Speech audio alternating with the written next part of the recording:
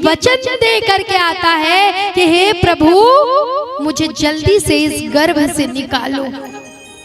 तो भगवान बोलते अच्छा क्यों निकालो, तुम क्या करोगे?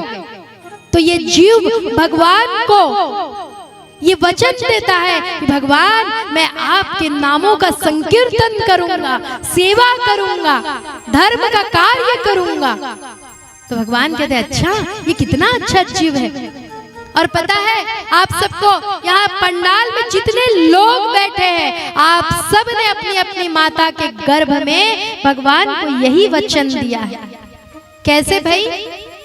देखो किसी का विवाह होता है, जो यहाँ पे नवविवाहित दंपति होंगे, उदाहरण के लिए हमारे हेमसागर भैया जिन्होंने इतनी बड़ी व्यवस्था में अथक परिश्रम किया महाराज। यदि कोई प्रणम में है तो सच में हेमसागर भाई के परिश्रम को प्रणाम। 1 महीने से ये लगे हुए हैं कि ये आयोजन कैसे भव्य हो, दिव्य हो। तो आज बहू रानी ने जब चरण स्पर्श किया तो मेरे ही मुंह से निकला दूधो नहाओ पूतो फलो। तो हम क्या कहते हैं, खुशखबरी कब दोगे? हमें क्या लगता है कि एक बालक का जन्म होगा, खुशियां मनाएंगे, सोहर गाएंगे, है ना, ये खुशी की बात है। पर सत्य क्या है कि उस गर्भ में जो बालक होता है ना, उसे बहुत यातनाओं को सहना पड़ता है। यहाँ कपिल भगवान वर्णन करते हैं कि माता जी जब पहला महीना होता है उस बच्चे का पेट में, माता के गर्भ में, तो उसका सिर निकल आता है। सुन लीजिए, पहले महीने में एक बच्चे का सिर निकल आता है, और जब 2 महीना होता है ना तो हाथ पांव उसके अंग बन जाते हैं। इसीलिए कहते हैं भ्रूण हत्या पाप है। और जो यहाँ आचार्यगण बैठे हैं ना, आप इनसे पूछिएगा, जब आपसे कहा जाता है पितृदोष लगा है, तो जो मरे लोग हैं उनकी गणना तो होती ही है, साथ में यदि आपके घर में किसी प्रकार की भ्रूण हत्या भी हुई है तो उसकी भी गिनती की जाती है। पहले महीने में सिर निकल आता है, दूसरे महीने में हाथ पैर अंग का विभाग हो जाता है, तीसरे महीने में नाखून, रोम, हड्डी, चर्म, और ये स्त्री है या पुरुष, लड़की होगी या लड़का, ये तीसरे महीने में ही निश्चय हो जाता है। और चौथे महीने में इनके मांस आदि 7 धातु ये सब बन करके डेवलप हो जाता है। जब 5वां महीना आता है तो बच्चे को भूख प्यास लगने लगती है। माता कहती है कि अरे बच्चा गर्भ में खेल रहा है। नहीं माता जी, वो गर्भ में खेलता नहीं, उसे भूख प्यास लगती है, और भूख प्यास में वो बच्चा गर्भ में घूमने लगता है। और जब 6वां महीना आता है ना तो वो एक झिल्ली में लिपट करके दाहिने कोख में घूमने लगता है, जिसे आप कहते हैं यहाँ बच्चा खेल रहा है। बोलते हैं ना बड़े बुजुर्ग कि देखो भाई बच्चा खेल रहा है कि नहीं खेल रहा। ये सब इंजेक्शन ऑपरेशन तो आजकल है, दाई माँ छू कर बताती थी कि बच्चा स्वस्थ है कि नहीं है। आज जब ये प्रसंग आया है तो हमारे चांदन गांव में, अब तो वो रही नहीं, करण दाई का नाम आप सब लोगों को स्मरण होगा, आज स्मरण हो आया। हम सबके जन्म में उनका बहुत बड़ा हाथ है। तो कहीं करण दाई की आत्मा सुन रही हो तो ये दाई हमें छू कर बता दे कि ये बच्चा स्वस्थ है या नहीं। ये 6वां महीना, और 7वें महीने में जब 7वां महीना आता है तब बच्चे की ज्ञान चक्षु खुलने लगते हैं महाराज, और माता के चेहरे की कांति ही अलग हो जाती है, क्योंकि उसे ये पता चलने लगता है कि मेरी माँ चुगली कर रही है, किसी को गालियां दे रही है, या भगवान का नाम ले रही है। माता के माध्यम से वो जो बालक है वो सब कुछ सुनने लगता है। और जब 8वां महीना आता, अच्छा 7वें महीने में ही सधौरी क्यों करते हैं? सधौरी कब होता है? गोद भराई की जो प्रक्रिया है कब होती है? 7वें महीने में। हम करते सब है, पर हर चीज के पीछे, हमारे परंपराओं के रीति रिवाज के पीछे शास्त्रीय कारण है। इसीलिए क्योंकि बच्चे को ज्ञान होने लगता है 7वें महीने में। आप जब सधौरी के माध्यम से उसे आशीर्वाद देते हैं ना, तो वो बच्चा उस आशीर्वाद को महसूस करता है। इसीलिए सधौरी 7वें महीने में होता है। और उसके बाद जब 8वां महीना आता है तो हमारे गर्भ में जो मल मूत्र और विष्ठा से बना हुआ एक तरल पदार्थ है, उसमें छोटे छोटे कीड़े होते हैं। सोचिए, और वो कीड़े उस बच्चे को काटते हैं महाराज। माँ कुछ गरम खाती है तो बच्चे को महसूस होता है, कुछ मसालेदार खाती है तो महसूस होता है। और विडंबना देखो प्रकृति का कि उसी समय कुछ भी खाने की इच्छा हो जाती होती है ना। आप सबने इस अवस्था को अनुभव किया है। कोई कहेगा गुपचुप खाने की इच्छा हो रही है, तो कोई कहेगा कि आज मसालेदार कुछ सब्जी खाने की इच्छा हो, चटपटा खाने की इच्छा हो रही है। प्रकृति इच्छा उत्पन्न करती है और उसी से उस बालक को कष्ट होता है। तो जब कष्ट होता है तो 8वें महीने में बालक क्या करता है, दाहिने कोख से बाएं की ओर घूमने लगता है और दोनों पैर को ऊपर उठाकर दोनों हाथ को जोड़ करके भगवान को प्रार्थना करता है, हे ठाकुर जी मेरी रक्षा कीजिए, हे ठाकुर जी मुझे इस गर्भ रूपी नरक से निकालिए।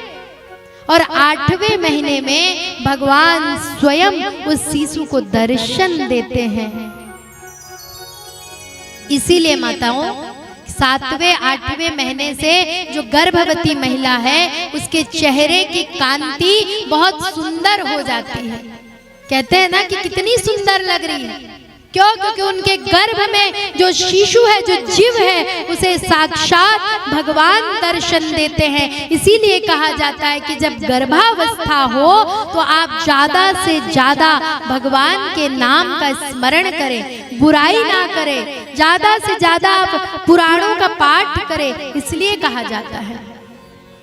और उसके बाद 9वां महीना आता है और 9वें महीने के बाद 10वां महीना जब आता है, 2 महीने तक सोचो, आप लोग सब माता के गर्भ से होकर आए हो ना, आप सब ने 2 महीने तक भगवान की स्तुति की। 8वां 9वां और 10वें महीने में जब प्रसव वायु की प्रेरणा से वो वायु जब उस बालक को ढकेलता है तो उसका सिर नीचे की तरफ और पैर ऊपर की तरफ, इसीलिए हम सभी उत्तान पाद कहलाते हैं। पैर ऊपर, उल्टे पैदा होते हैं सब। और भगवान से कहते हैं एक बार रक्षा कर लो प्रभु, इस धरती में आकर के हम आपका भजन करेंगे। तो भगवान कहता है पक्का प्रॉमिस?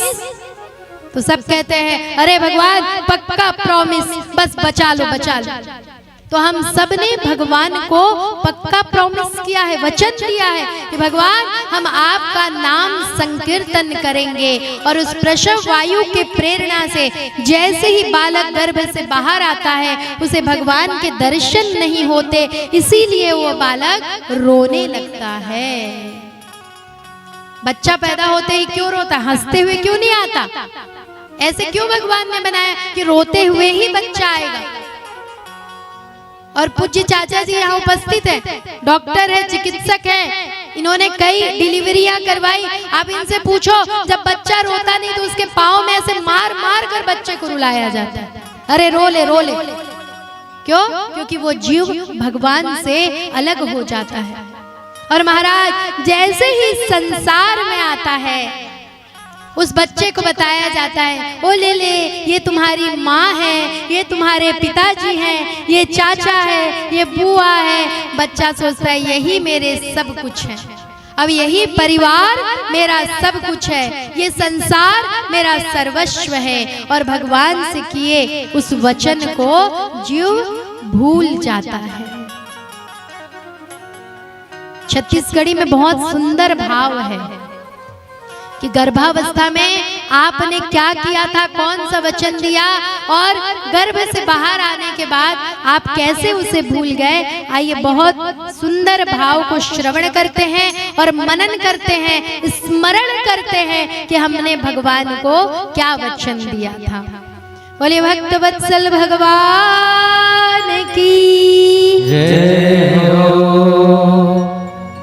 का कर डारे संगवारी हो, का कर डारे महतारी।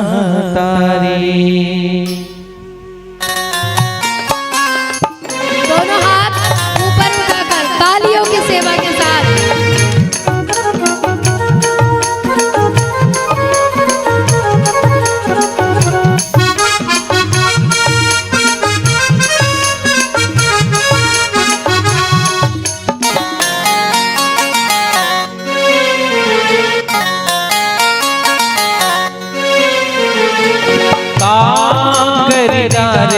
संगवारी हो, कांगड़ारे संगवारी। माँ के गर्भ माते क्रिया लगाए काबर, दुनिया माया के रहना माया भुलाए काबर। नर नर कर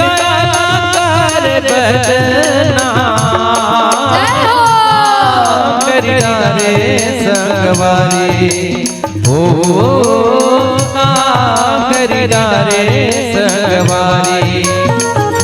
माँ के गर्भ माए क्रिया लगाए काबर, दुनिया माया के रहना माया भुलाए काबर। नर नर कर बदना कांगड़ारे संगवारी हो, कांगड़ारे संगवारी।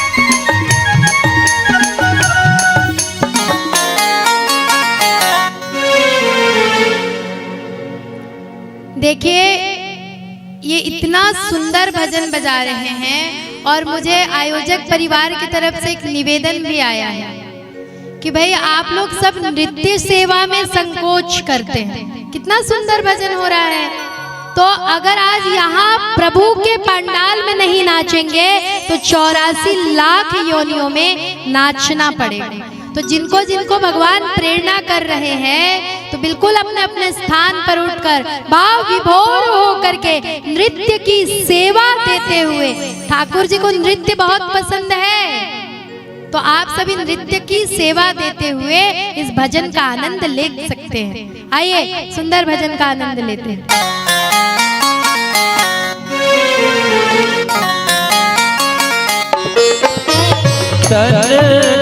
मोरा श्वास था नैना के ज्योतियो जिए आधार।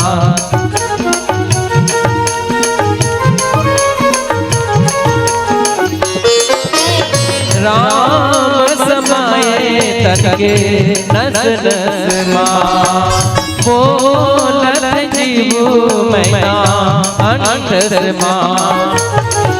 जिनकी हावे संगी राम जी की हाथ गा, करम के कहानी लिखे तोरे मोरे माथ गा।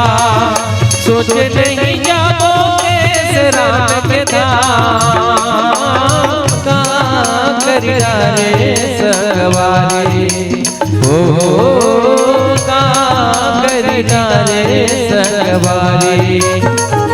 माँ के गर्भ माते क्रिया लगाए काबर, दुनिया माया के रहना माया भुलाए काबर। नर नर कर बदना कांगड़ारे संगवारी हो, कांगड़ारे संगवारी।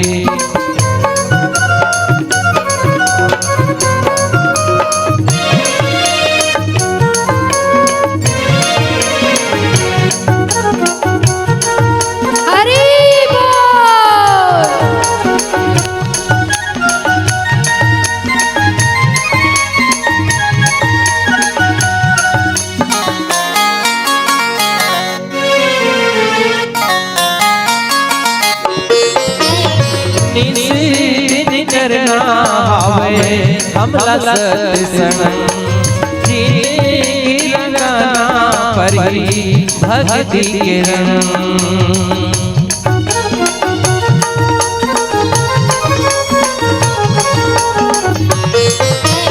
तन मन भर रे जमो मैला धोवाहे तबे भगवान कृपा बरसाहे। करने के फल संगी भोगे न परही होई पवित्र जीवा तबे भोल तरही। तुलसी रामायण गीत कहना रे संगवारी हो करना रे संगवारी। माँ के गर्भ में पिरिया लगाएगा पर दुनिया माया के रहना माया भुलाएगा पर नरन गया कर बैठना करना रे संगवारी हो करना रे संगवारी हो करना रे संगवारी।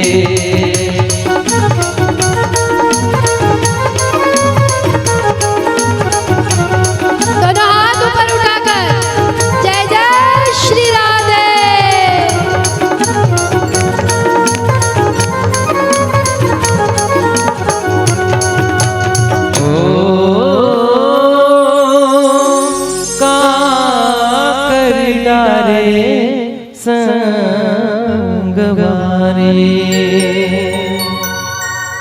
बोली भक्त और भगवान की वृंदावन बिहारी लाल की